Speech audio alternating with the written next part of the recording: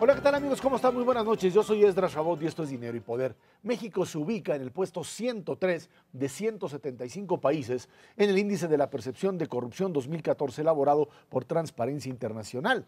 De acuerdo a este reporte, nuestro país obtuvo una puntuación de 35 sobre 100, la misma que Bolivia, Moldavia y Níger. No se ría. La escala va de 0, donde la percepción de los altos niveles de corrupción es en este sentido, y 100, donde estarían ubicados los países con una baja percepción de corrupción. Nos acompaña aquí en el estudio de Dinero y Poder Eduardo Bojorquez, director ejecutivo de Transparencia Mexicana. Buenas noches, Eduardo, gracias por estar aquí con nosotros. Ernesto Cervera, Macario Esquetino, buenas noches. Buenas noches. Buenas noches. No son buenas noticias para México. Es cierto que se trata de percepción, pero sin embargo, pues habla otra vez de este fenómeno de la corrupción como algo que forma parte todavía de un sistema que, pues, no sé siquiera si ha logrado empezar a combatir el fenómeno o simplemente lo administra como parte de esta realidad que vivimos, Eduardo. Qué gusto estar aquí, Ezra. Y qué triste que sea para este Pues sí, motivo, ¿no? la verdad es que estamos estancados desde hace una década en estos niveles. Hay quien con mucha acuciosidad se metió a ver si habíamos mejorado 2 sitiales, pero lo que no tomó en cuenta es que habían salido 2 países también, entonces que sencillamente nos mantenemos en la misma posición. Y yo te diría que este en particular tiene una consideración metodológica que hay que cuidar, y es que no refleja los eventos recientes de Tlatlaya, Ayotzinapa, la Casa Blanca y otros temas que han estado ampliamente expuestos en la opinión pública, que seguramente van a quedar registrados el próximo año si en este y en los próximos meses no tomamos acciones realmente ejemplares en materia de control de la corrupción, Ezra. Ahora, en este sentido, los otros países o países que avanzan, o cuando México lo hizo, ¿a qué se debe? ¿De qué manera se modifica esa? Es un problema también de cómo, pues, vender esta imagen de país basado en leyes, en Estado de Derecho. ¿Cómo se modifica esta percepción? Bien, problemas de corrupción y escándalos de corrupción tienen absolutamente todos los países. La gran diferencia entre unos y otros estriba en dos cuestiones muy particulares. Una es cómo reaccionas ante los escándalos, es decir, tu capacidad de respuesta como país. Piensa, por ejemplo, en el caso, ¿no?, de Bernie Madoff o en los Estados Unidos. Sí. Lo que muestras es que el aparato judicial y el aparato del Estado funciona. Atrapa las manzanas, como ellos les llaman, podridas, ¿no? Las de rotten apples, y te muestran que hay músculo, ¿no?, para detener a alguien. Este caso Walmart en los Estados Unidos está bajo investigación del Departamento de Justicia. En México todo el mundo es exonerado y queda impune. ¿Qué te refleja eso? La capacidad de respuesta institucional del Estado. Y el otro tema es que cambiar a un gobierno es algo que toma tiempo, y entonces lo que necesitas es una política continua y de Estado. Y nosotros pensamos que cuando apruebas una ley de transparencia, resuelves todos los problemas con ella, ¿no? Creas un IFAI, creas un órgano especializado. La verdad es que hay veces que ni siquiera están conectados ambos asuntos. Tú puedes tener mucha información en las páginas web y ser muy tranza, ¿no?, muy corrupto. Entonces, creo que lo que nos han faltado son 2 cosas. Ejercer esa capacidad de respuesta cuando hay un escándalo, pero sobre todo tener un plan de largo plazo y construir un auténtico sistema nacional anticorrupción. Al respecto, creo que tenemos un problema bastante serio porque en México realmente nunca ha habido ley. Nunca hemos tenido un Estado de Derecho en este país, en toda nuestra historia. Lo más cercano que hemos tenido son los últimos años. Los amigos del auditorio que se sienten desesperados porque ahorita se ve feo, pues siempre estuvo peor. Entonces, creo que vamos avanzando, pero la velocidad a la que avanzamos es tan lenta, pues que nos mantenemos en un lugar muy lejano de los países civilizados. Y esto creo que tiene que ver con el poder político de manera muy importante. Es decir, no hay forma de detener la corrupción o de atacar la corrupción seriamente si no tenemos forma de controlar a los poderes en México, en particular el poder político, que es el que puede detener a la ley. El poder económico es otra cosa. Y ahí, pues creo que nuestro problema principal son los gobernadores. Yo sigo insistiendo que ahí tenemos tenemos un problema muy serio. A lo mejor con lo de la Casa Blanca me van a desmentir, pero creo que los gobernadores son esencialmente el problema más importante en México. Al respecto, ¿ustedes tienen algunas sugerencias, propuestas de cómo avanzar en esto? Sí, por eso hablamos, Macario, de un sistema nacional y no un sistema federal anticorrupción, porque mucho de lo que se ha podido avanzar en el ámbito federal todavía no es una expresión de vida cotidiana ni en municipios ni en estados de la República. Piensa en la reforma constitucional en materia de acceso a la información. Solo nos tomó 10 años darnos cuenta que había ciudadanos de primera y de segunda en el país. En algunas entidades federativas tú no podías obtener cierta información que era de oficio a nivel federal o que en otros lugares era pues, absolutamente sencillo obtener, el salario de un gobernador o de un alcalde, cosas tan sencillas como estas. Entonces creo que el primer paso es pensar que este es un problema de sistemas y ya no de comisiones ni de SARES, que parece muy confuso, yo creo que para la mayor parte de la opinión pública, porque suena igual, ¿no? De hecho hay mucha gente que está confundida ahora que se habla del nombramiento del fiscal anticorrupción, porque piensan que ese es el comisionado anticorrupción. Y que ¿Es ese el es la procurador? ¿Es la sustitución del procurador? de la Fiscalía Especializada de Delitos de los Servidores Públicos. Realmente es un asunto que corresponde a la Fiscalía General de la República y tener un fiscal especializado. Entonces yo creo que sí hay un tema nacional, como bien lo dices, Macario, y también entre poderes, porque avanzas en el Ejecutivo, pero nuestro Congreso, por ejemplo, en términos de apertura... No, y el judicial, maestro. Del judicial no sabemos nada. Sí, ahorita estamos empezando a descubrir los moches en la Cámara de Diputados, las prácticas corporativistas, clientelares, los presupuestos etiquetados. Pero imagínate en los congresos locales, para seguir con tu punto, si el Ejecutivo estatal muchas veces es pobre en términos de capacidad para liderar éticamente a su Estado, imagínate su Congreso, ¿no? Eduardo, como todos sabemos, al inicio de esta administración desapareció la Secretaría de la Función Pública, es algo que nos duró 30 años, establecida en el sexenio de Miguel de la Madrid, y que francamente en 30 años pues, no aportó mucho. Digo, las grandes sanciones que habían pues, eran manazos pequeños para funcionarios públicos, inhabilitaciones, pero la corrupción grandotota pues simplemente no funcionó. Que haya desaparecido yo creo que no va a ser mayor afectación, se transformó en una subsecretaría o en una dirección general en Hacienda, pero pues sigue haciendo prácticamente lo mismo. La gran deuda es precisamente la Agencia Nacional Anticorrupción, que a 2 años de esta administración simplemente no está. No para poner el dedo en la llaga, pero ¿quién está deteniendo? Porque es una cuestión que tiene que pasar por el legislativo, que tiene que estar avalada también por el gobierno federal y que es una deuda que podría resolver muchísimas cosas en el muy corto plazo. Porque bien lo acabas de decir, que al procurador le cambien de nombre, pues simplemente no funciona tampoco, pero una agencia nacional anticorrupción como la que se planteó al inicio de esta administración, pues es fundamental. ¿Qué pasa? Bueno, la discusión en este momento en el Congreso, esta mañana todavía en diputados se seguía dando, es la discusión justamente de construir un sistema. ¿Y qué quiere decir un sistema? Pues que hay varias instituciones que tienen que hacer un pedazo de la tarea que, como bien señalas, no lo estaban haciendo. Sí necesitas un órgano interno de control, llámalo como quieras, Secretaría de la Función Pública, la Contraloría General de la República, porque toda empresa, toda organización necesita un controlador interno. Necesitas otro externo, una auditoría superior de la Federación mucho más robusta que pueda investigar mejor. Necesitas que la Procuraduría General de la República en la parte penal investigue bien, y eso es algo muy importante. Pues muchas de las cosas se caen en la Procuraduría. Y este punto en donde se le da autonomía, o sea, esta idea de la Fiscalía finalmente que puede llegar a funcionar como algo que no esté dependiendo del Ejecutivo, porque ahí prácticamente se atora todo, ¿no? Sí, y necesitas entender que hay 2 tipos de sanciones, ¿no? Unas de carácter administrativo, que tienen que ir a un tribunal especializado. Nosotros hemos insistido en que haya un tribunal de responsabilidades exclusivamente para eso, para las sanciones no pequeñas, no la amonestación, el triple jalón de orejas, sino para las sanciones administrativas como la inhabilitación, para que el órgano interno de control investigue y presente a un juez o un magistrado que será quien sancione. Y la otra parte es el Poder Judicial. Claro. Muchos de los asuntos pues, también se nos van cayendo alrededor de los jueces. Por eso se necesita que sea un sistema y que haya mecanismos de coordinación, porque ahorita la opinión pública lo que piensa es el gobierno no actuó, ¿no? No, es que el gobierno es un conjunto de agencias que tienen que hacer su trabajo. La Unidad de Inteligencia Financiera en Hacienda, la Procuraduría General de la República, y si no evaluamos a cada uno de los actores por separado, Lo que nos pasa es lo que le pasó tristemente a la Secretaría de la Función Pública. En algún momento el presidente Fox nos hizo creer que era un zar anticorrupción el secretario de la Contraloría, en ese momento Francisco Barrio, en realidad era un contralor interno y nada más que un contralor interno, no era un zar anticorrupción. No tenía esos poderes extraordinarios para enfrentar un problema en esta naturaleza. Y por último, esto que estamos discutiendo en lo federal, pues lo tienes que hacer nuevamente en los estados.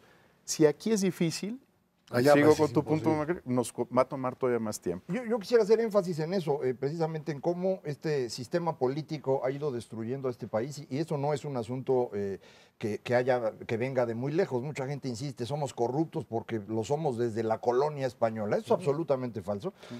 Los datos de ustedes lo muestran. Perú y El Salvador están 20 puntos arriba de nosotros, siendo países Chile 80. más pobres. Chile y Uruguay están entre los 25 países más limpios del mundo, 80 lugares arriba de nosotros, y ellos tienen nivel educativo y nivel de ingreso similar al de México. ¿Sí? Entonces, nosotros lo hicimos, no viene de la colonia. Esto es algo que hicimos en el siglo XX, que tiene que ver con este sistema político, que es el que hay que empezar a destruir ya en los detalles, no como lo hicimos en 97.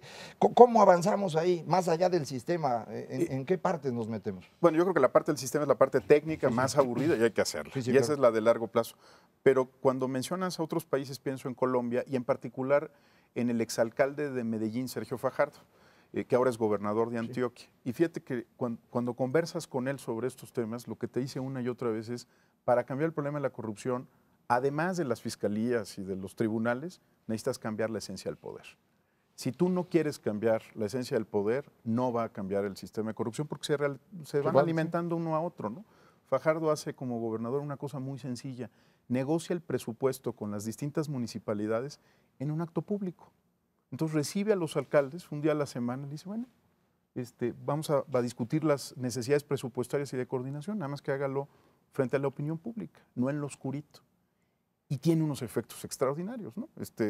Por eso Fajardo es una personalidad pues, de talla internacional y por eso Colombia, curiosamente, ha mejorado respecto a México en la última década en estos índices, mientras que nosotros seguimos en la misma posición. Y junto a estos índices ha mejorado económicamente Colombia estos 10 años de manera también muy notable, ¿no? O sea, porque cambió la naturaleza del poder, ¿no? Sí.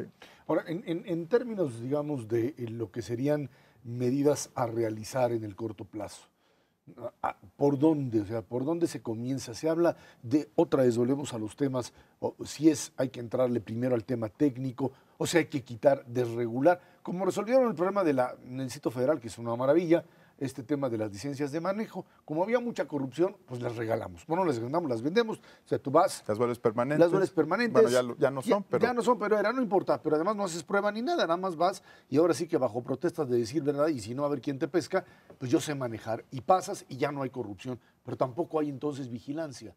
Entonces, cualquier elemento, digamos, de impunidad por parte también del ciudadano funciona en ese tipo de lógica, ¿no? Yo creo que en lo inmediato, y aquí sí tenemos que poner el calendario electoral al frente, tenemos que empezar a mandar señales muy claras de que se quiere cambiar la parte del poder. Nosotros proponemos 3 cositas muy sencillas como auténtico blindaje electoral, porque eso de pedirle al CISEN que ande investigando a todos los partidos, a todos los candidatos, a todos los partidos, me parece un despropósito. Nosotros proponemos 3 cosas. Uno, que cada persona que aspire a gobernar a los mexicanos, en el ámbito en el que esté contendiendo, haga pública su declaración de impuestos de los últimos 5 años. Es decir, si aspiras a administrar los recursos de todos, pruébanos que ayudaste a construir los recursos de todos, ¿no? Que estás no solo al corriente, sino que durante los últimos 5 años pagaste impuestos. La segunda es una declaración patrimonial que hoy todavía es voluntaria y que se puede volver obligatoria para cualquier aspirante. Oye, tú aspiras a ganar la confianza de mi voto, ¿no? Pues entonces ábrete y muéstrame qué tienes en tu patrimonio para que cuando dejes en 3 años el Congreso estemos todos tranquilos, ¿no? Que sepamos que suman, aquí Macario no nos va a dejar mentir, bueno, Ernesto tampoco, suma, ¿no? Perfectamente y tienes los recursos como dicen que te corresponden. Amigos, checa y cuadra. Totalmente. Y en la tercera declaración, esta es un poquito más abstracta, pero para México es muy importante en este momento, es una declaración sobre potenciales conflictos de interés. Es decir, que tú digas, mira, yo tengo una distribuidora automotriz, si aspiro a ser gobernador del estado, pues no puedo estar a cargo de las licitaciones de los automóviles de esta entidad. ¿Por qué? Porque tengo potencial conflicto de intereses. No porque tengo conflicto de intereses, sino porque tengo potencial conflicto de intereses y prefiero abstenerme de participar en esa decisión. Ahora viene la parte de cambiar al poder. Esta declaración de intereses es tan importante que cambiaría, por ejemplo, la estructura y la composición del Congreso, porque hoy las comisiones legislativas las encabezan las personas que tienen mayores conflictos de interés, ¿no? Tú eres dueño de una empresa de autotransporte y eres el presidente de la comisión de autotransporte. Bueno, ¿con qué distancia y objetividad vas a poder legislar sobre la materia? Y como esa comisión, prácticamente todas, ¿no? Bueno, pues ahí está el tema. Yo creo que en todo caso estamos ante una situación muy clara en donde o se genera este cambio de fondo o simplemente esta idea de poder seguir transitando dentro de un modelo democrático hacia mejores estándares de vida terminaría siendo cancelado. Eduardo Bojorquez, director de Transparencia Mexicana, muchísimas gracias por esto. Gracias a ustedes, Ezra. Vámonos a una pausa. Esto es Dinero y Poder. La baja de los precios del petróleo podría generar incertidumbre a la recién aprobada reforma energética de nuestro país. Lo que para el gobierno de México era una oportunidad para apuntar a la economía nacional, ahora podría no ser tan atractiva para los inversionistas nacionales e internacionales. Bueno, pues ahí está el tema, otra vez el tema petróleo. Alguien diría, otra vez, qué mala suerte, a la hora que hacemos la reforma energética se nos caen los precios del petróleo y se caen fuerte. Y bueno, pues muchos dicen hay que volver a apostar otra vez, más que nada, a la recuperación económica norteamericana para poder pensar en un precio del petróleo por entre 60 y 70, aunque cada día que pasa, pues se nos va cayendo otra vez sin poder tener siquiera una idea de cuál será el tope. Hay en otras ocasiones donde, recuerdo, llegó por ahí, si no me equivoco, de $10 el barril, ¿verdad? Se nos cayó por ahí a un precio que ya resultaba incosteable en los mejores negocios. Entre 85 y 86 el precio cae de noviembre de 85 a $24 barril a marzo de 86 a $6 barril. Y era cuando el 80% de las exportaciones mexicanas eran petróleo. Entonces fue una tragedia, 86, sí. Nadie se acuerda porque fue el Mundial de Fútbol aquí y eso nos salvó de una tragedia. La situación yo creo que se ve mucho más clara si uno se olvida de que México pudiese ser un país petrolero. Si el problema que tenemos es pensar que México es un país petrolero, es una creencia errónea. Desde que el general Lázaro Cárdenas expropió la industria petrolera y luego a partir de que encontramos Cantarell y nos lo acabamos todito, pues pensamos que teníamos mucho petróleo. México no tiene mucho petróleo, tiene una cantidad razonable, le alcanza perfectamente para su consumo interno, pero la exportación de petróleo en México prácticamente ha desaparecido. Estamos ahorita produciendo del orden de 2.300.000 barriles diarios de crudo y estamos consumiendo casi 2 millones. Entonces la exportación neta de México son 300.000 barriles. Es una cantidad muy pequeñita como para tener importancia. Yo creo que lo que debemos estar pensando es cómo se utiliza la industria energética para convertirnos en una potencia en lo que realmente podemos ser, lo que lo ha dicho Ernesto en muchas ocasiones, en manufacturas. Y ahí lo que necesitamos es que la energía esté en condiciones de ser utilizada en la producción manufacturera, esto es a través del gas natural y a través de la electricidad, que son el objetivo real de la reforma energética. Lo otro, el petróleo, lo que caiga de ahí es muy bueno, pero ese no es el centro de la reforma, a pesar de que eso haya sido lo que discutieron todos durante los tiempos de la discusión política. Para esto se requieren dos cosas. Estarán de acuerdo conmigo que por un lado es una economía mexicana que ya está montada en todo el desarrollo manufacturero y un gobierno que no dependa para nada o en lo mínimo de ingresos petroleros. Eso sería, digamos, el primero. Y el otro es lo que me parece en este momento se convierte en un gran negocio. O sea, comprar gasolina ahorita en Estados Unidos al precio que está, como México compra el 50% de lo que se consume, y venderlo al precio que se está vendiendo en México, pues es al revés, se convirtió esto ya en un mercado ahora sí que de compradores que simplemente están haciendo verdaderamente su agosto. ¿A cuánto está la gasolina en Estados Unidos? ¿A $1 el litro? Menos. Estás vendiendo ahorita en menos de $1 el litro, y lo estás vendiendo aquí en México arribita de $1. De hecho, lo que está ocurriendo ahorita es que por eso para el gobierno federal no es problema el precio internacional del crudo, porque el valor real al que vende México su petróleo es a lo que usted lo compra en la gasolina y lo está comprando como si estuviera a $100 barril. Entonces, piense usted que está colaborando con la patria y no se enoje. Esta reforma estructural del sector energético tiene un cachitito que se llama abrir al sector privado exploración y explotación del petróleo. Pero tiene un cachotote gigante que es participar con el sector privado en todo lo demás, que es mucho, muchísimo. En distribución, en almacenamiento, en todo lo que te pueda hacer muchísimo más eficiente. ¿Para qué? Para que la energía que consuman las empresas manufactureras del país sea más barata. Mientras tú tengas un impedimento brutal en el que no reflejes esta disminución de los precios internacionales para que le llegue a un precio más barato a los consumidores nacionales, pues simplemente no va a funcionar. Ahora, efectivamente, hemos tenido inclusive eventos mucho más recientes en donde el precio del petróleo se cae y se cae de manera brutal. Entre junio de 2008 y diciembre de ese mismo año se cae de $120 el barril a $33 el barril. Y el tipo de cambio se nos va de 11 pesos por dólar a 15 pesos por dólar. Y regresa. Y luego regresa. Esa es la parte que se nos olvida. Creemos que el tipo de cambio pues ya se quedó allá arriba en las nubes. No, efectivamente. El beneficio que sí se da en la economía norteamericana de precios de energía más baratos va a hacer que Estados Unidos, en lugar de crecer 3%, que de por sí es alto el año que entra, vaya a crecer 3,5%. Ese medio punto porcentual, para que veas la importancia del sector manufacturero, nos va a dejar $15,000 millones adicionales. Y suponiendo el peor escenario posible en el petróleo, que nos quedemos en $50 por barril, dadas las coberturas que ya están, que se caiga 5% adicional el volumen de exportación neto, vamos a perder $6,000 millones. Vamos a ganar casi el triple en más exportaciones manufactureras a Estados Unidos y en ese contexto va a entrar más dólares de los que van a salir en la parte real. Yo no veo elementos para suponer que el tipo de cambio se va a quedar ahí. Si van a entrar todavía más dólares, es un mercado que se mueve. Sí estamos muy preocupados los mexicanos, hay un fenómeno vinculado, yo diría hasta psicológicamente en los mexicanos, con el tipo de cambio, dado lo que vivimos en el 76, en el 81, en el 87 y en el 95, en donde las familias y las empresas perdían todo, pero era un esquema y una economía completamente diferente a la que tenemos ahorita. Y un elemento adicional, en el contexto del 2008, el precio del petróleo se cae porque se cae brutalmente la demanda de petróleo. Fundamentalmente Estados Unidos entra en una crisis tremenda.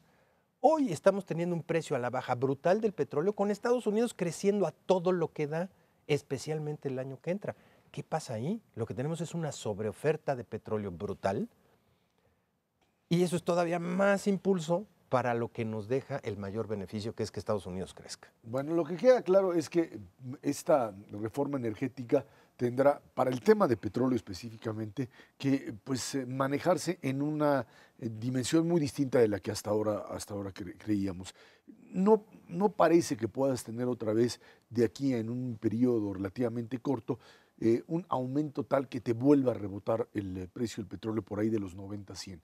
A menos que suceda algún tipo pues, de catástrofe o una guerra en el Medio Oriente o una situación que no se tiene prevista, parecería que hoy pues, el tema es muy claro. Hay mayor capacidad de producción de petróleo por otras vías que pueden resultar más caras también en un momento determinado en la producción, pero que finalmente te dan un volumen mucho más grande de lo que tienes hasta ahora. Sí, no, volumen de petróleo hay, en el Golfo de México hay, lo que pasa es que está a 4,000 metros de profundidad y ese sale más caro el caldo que las albóndigas sacarlo. Por eso sí nos puede afectar en estas negociaciones de ronda 1 y efectivamente en ronda 0. Afortunadamente la mayor parte de ronda 0 y ronda 1 está en aguas someras. Eso es. 70% de los pozos que se tienen planteado construir están a menos de 1,000 metros de profundidad enfrente de Tabasco.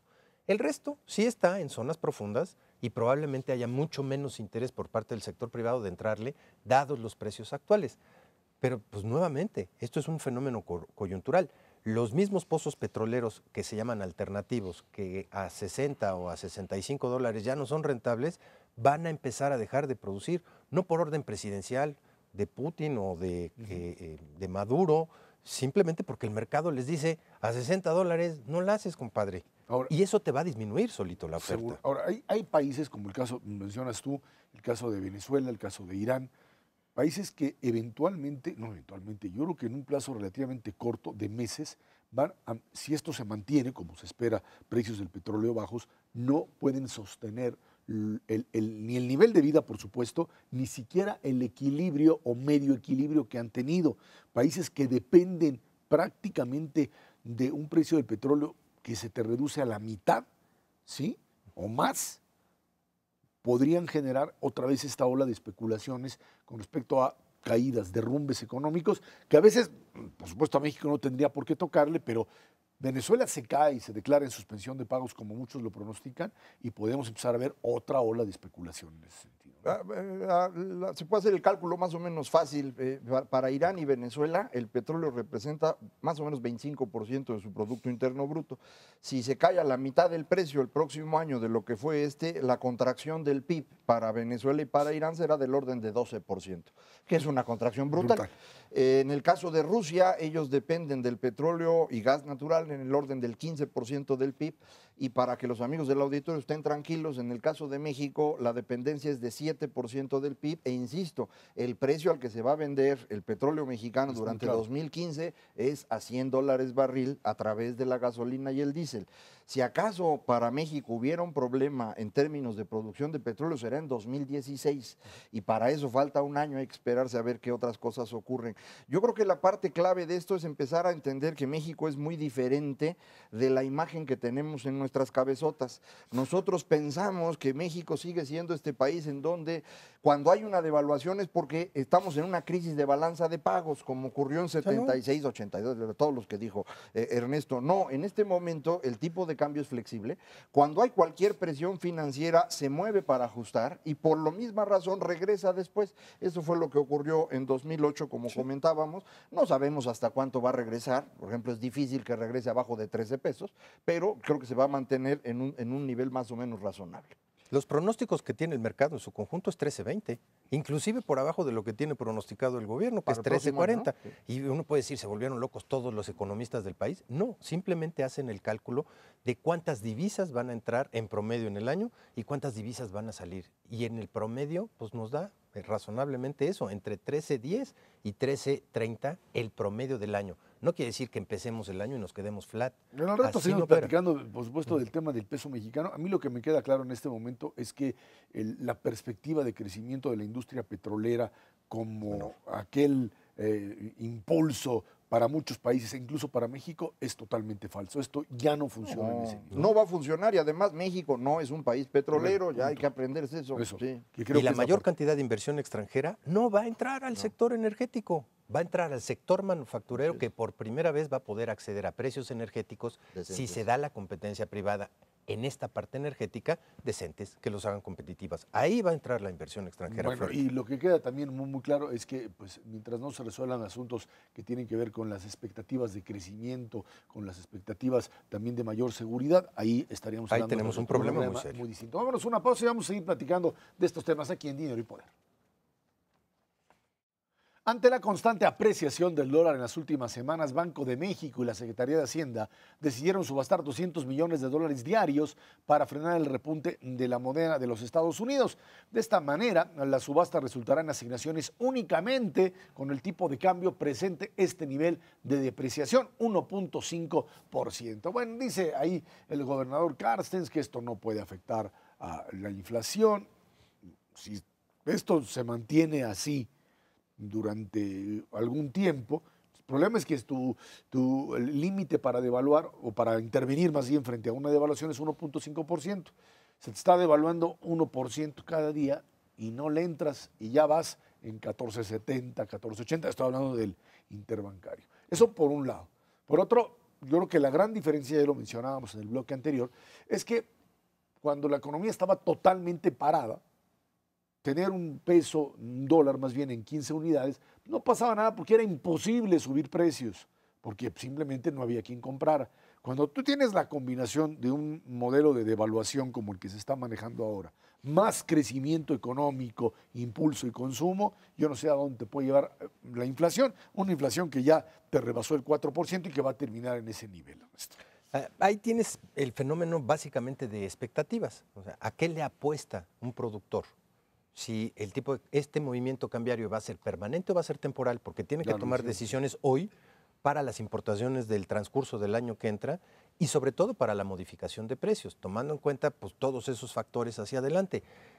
Yo diría que la mayor parte de los mexicanos tenemos una idea bastante clara de cómo se va a mover el tipo de cambio en el transcurso del año que entra, pero la apuesta de fondo es cuánto tiempo va a tardar precisamente en bajar. En ese contexto, el propio Banco Central pues, tiene sus propias apuestas y su apuesta fundamental es que sí va a haber una afectación durante los primeros meses del 2015 que a lo mejor le pueden elevar. Y el punto fundamental es si esta depreciación del tipo de cambio que le afecta a 55% de los bienes que son llamados comerciables, porque se rigen en términos de su precio con respecto al tipo de cambio, va a afectar al otro cacho. Y va a estar afectado a su vez y retroalimentado por las negociaciones salariales. Yo creo que eso le preocupa muchísimo más al Banco Central, esta parte del incremento del salario mínimo, que tanto pueda contaminar a los ingresos o a las negociaciones salariales de otros niveles y estratos de ingreso.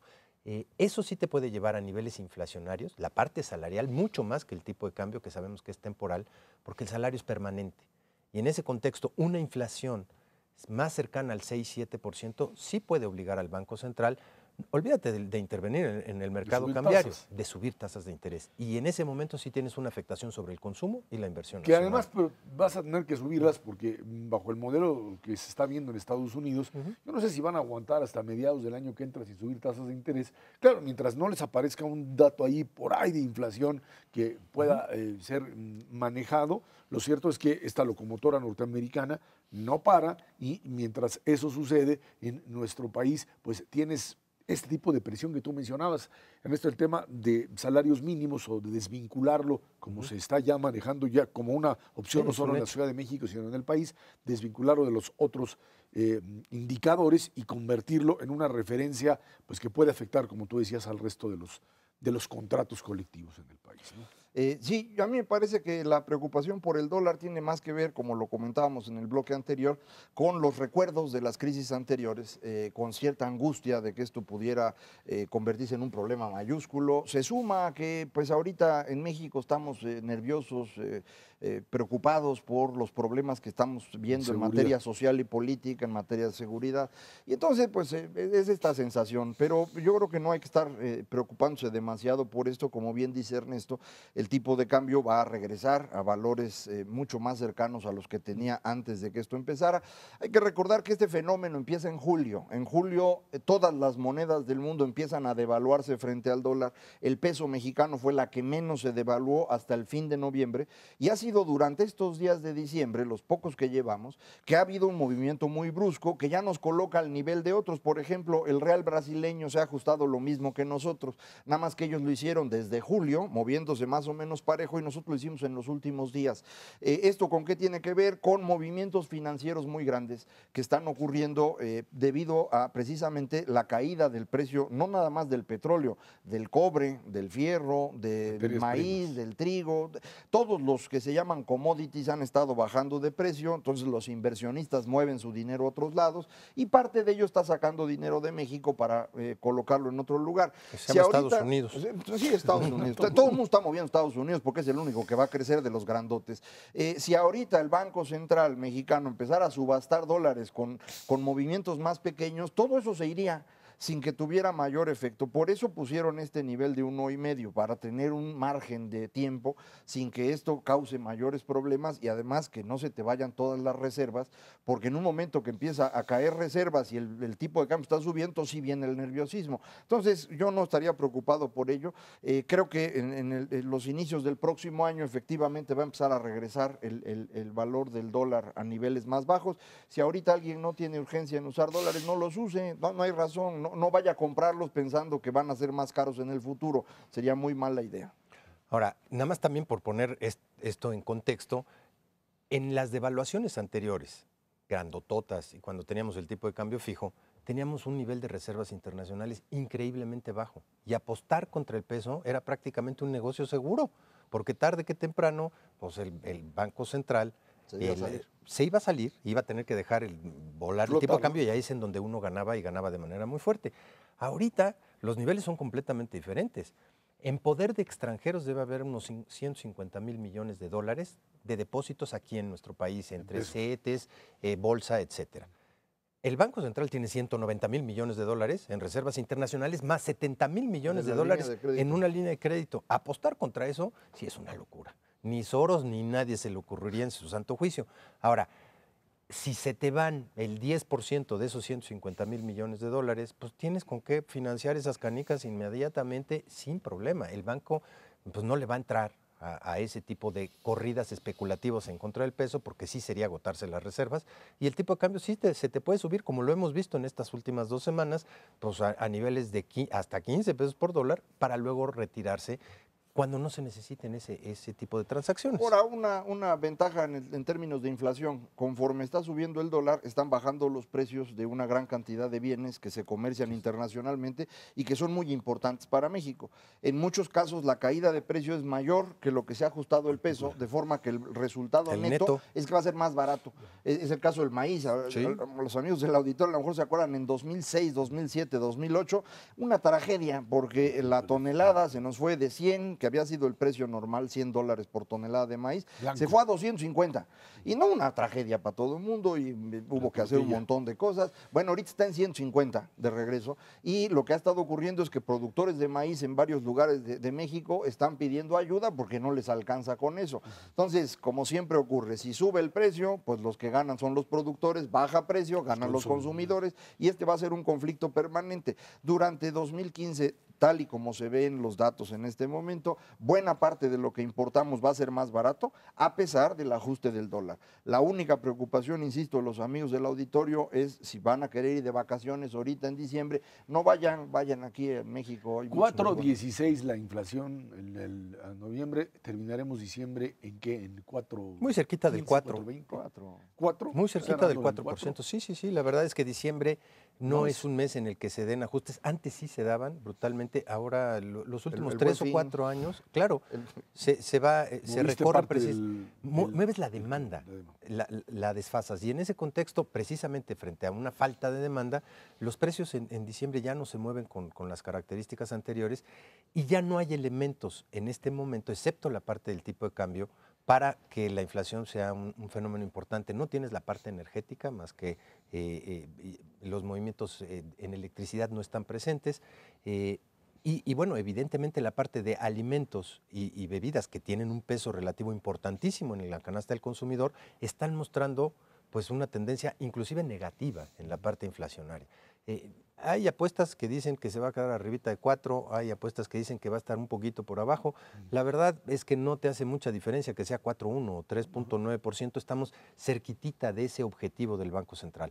El problema es que no se nos vaya como Brasil, a niveles que también tenían un objetivo de 3 más menos 1, y ahorita están en niveles de 12, 13%, y con una posibilidad a que eso se les destape de manera inequívoca. Tan es así, ¿no? Que ya en Brasil ya subieron las tasas de interés, o sea, ya no tuvieron ninguna otra alternativa que empezaran a meter alzas de interés, que implica además pues, que prolonguen su recesión, porque ya llevan 3 trimestres consecutivos negativos. Una información que puede ser útil para tener el contexto completo es lo que está pasando en China. China es muy importante en términos de la economía global, porque durante los últimos casi 15 años fue el que más crecía en términos de producción. No necesariamente era un motor económico, pero crecía mucho. Empezó a atorarse desde hace rato, está bajando su ritmo de crecimiento, pero la noticia más importante para mí es que hace una semana el gobierno chino canceló la posibilidad de utilizar colaterales en buena parte de los créditos que se tenían con lo que se llama el sector bancario de sombra. ¿Qué es eso? Muchas personas en China lo que hacían era, bueno, personas más bien empresas de Estado, contrataban deuda y la respaldaban con obligaciones que tenían con el sector bancario de sombra, es realmente personas que prestan sin ser bancos, y esto es lo que permitió y esto es lo que permitió que China creciera mucho en los últimos 4 años, porque tenía dinero de sobra. Esto se acabó, y entonces hay un problema muy serio de dinero, de recursos en general, que creo que explica por qué se aceleraron los movimientos cambiarios durante los últimos días.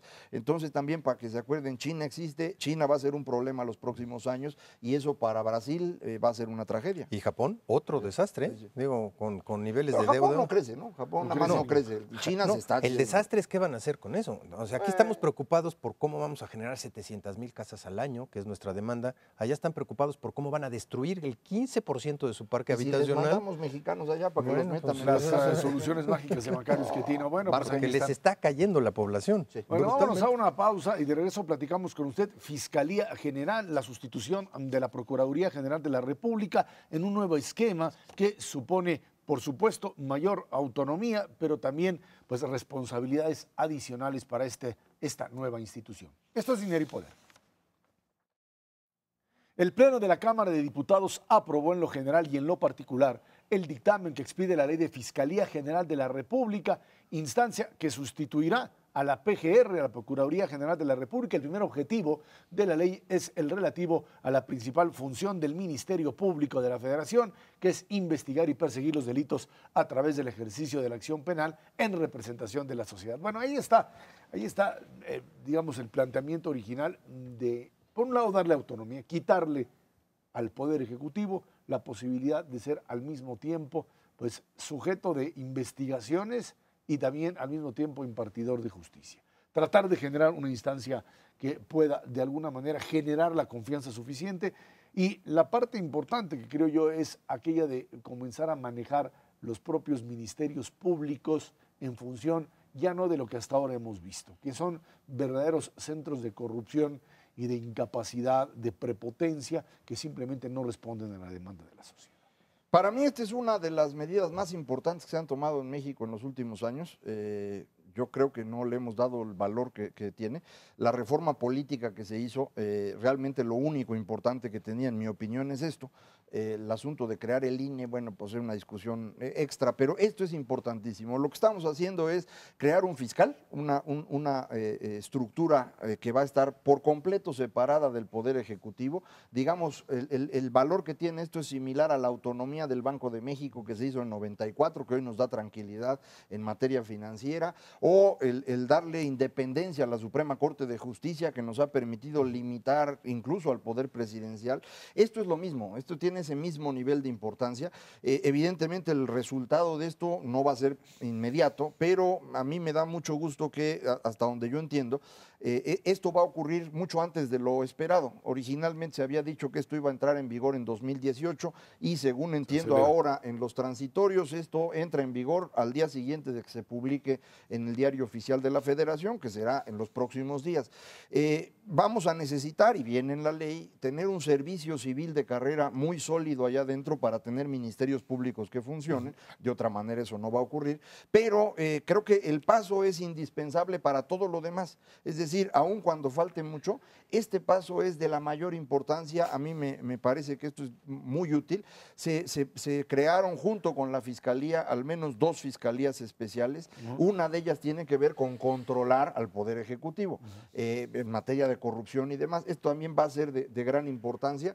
Este va a ser nombrado, este fiscal especial o fiscal vicefiscal, no sé cómo se llama, va a ser nombrado por quien sea el fiscal.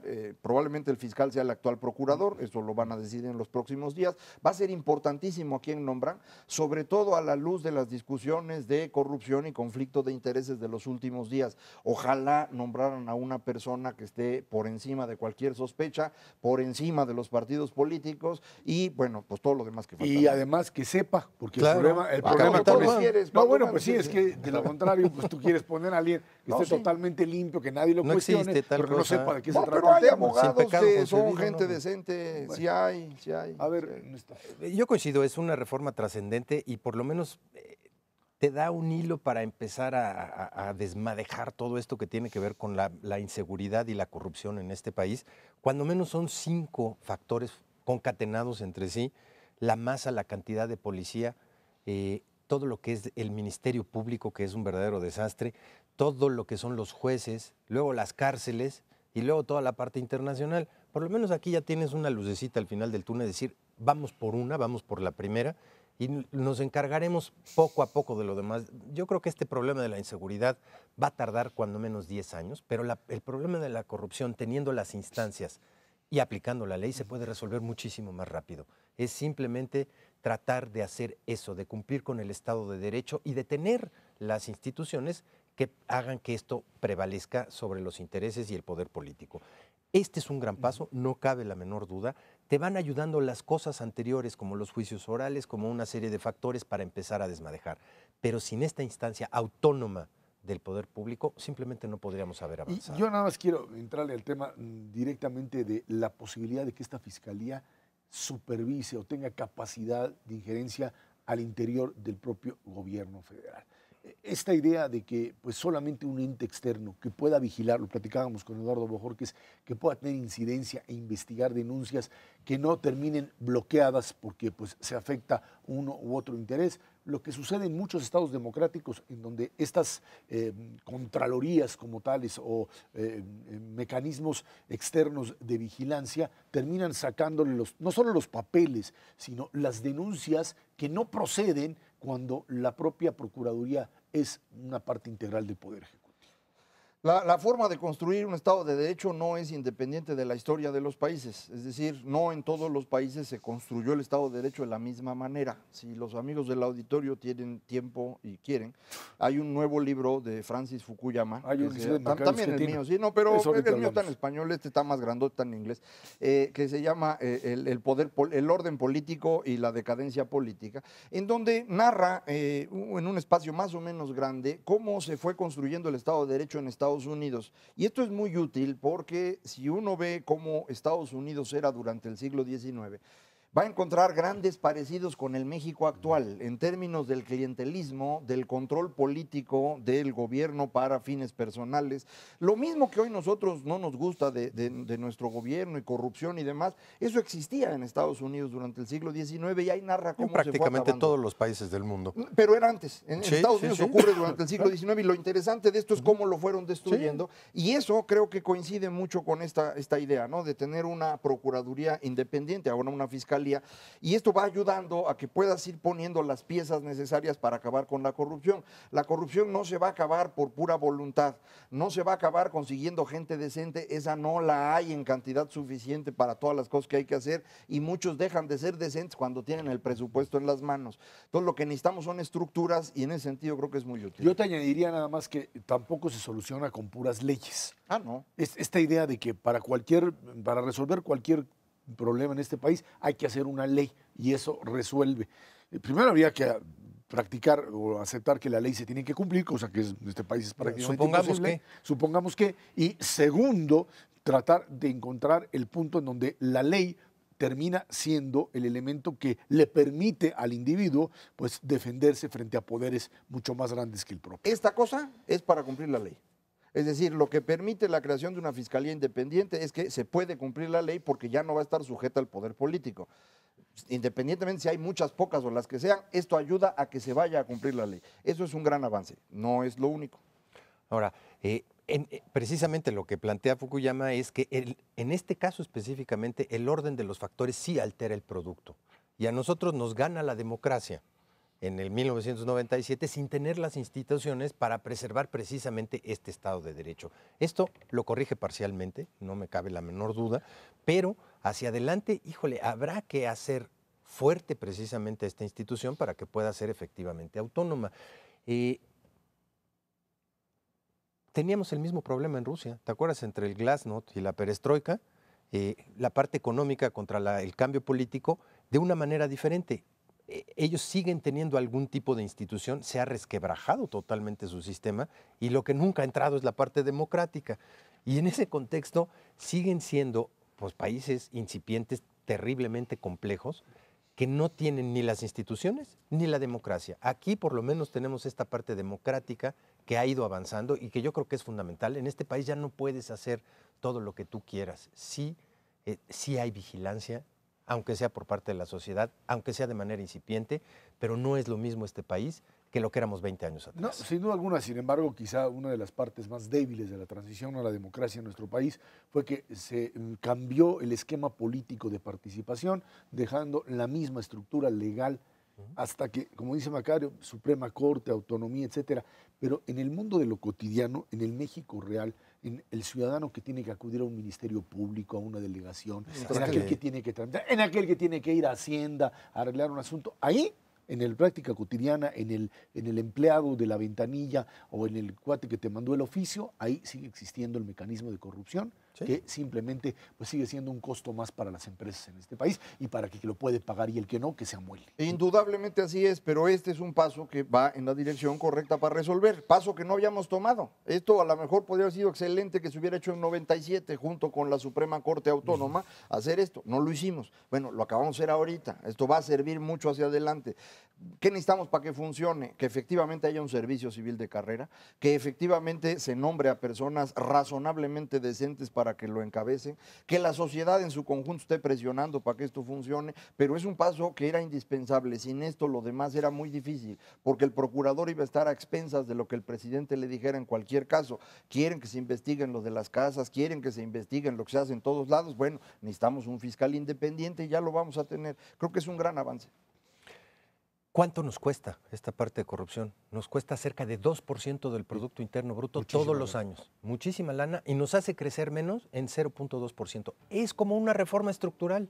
Lo que nos aporta en el margen resolver la parte de corrupción es capacidad de crecimiento y una mejor asignación de recursos en este país. No hay ninguna. Ernesto Savera, Macario Esquetino, gracias a usted que nos ve y nos escucha todos los jueves aquí, 10 de la noche, Canal 11, Dinero y Poder. Estamos en la radio Noticias MBS en el 102.5 del FM de lunes a viernes de 5 a 7 de la noche. Por nuestra parte, muchas gracias y muy buenas noches.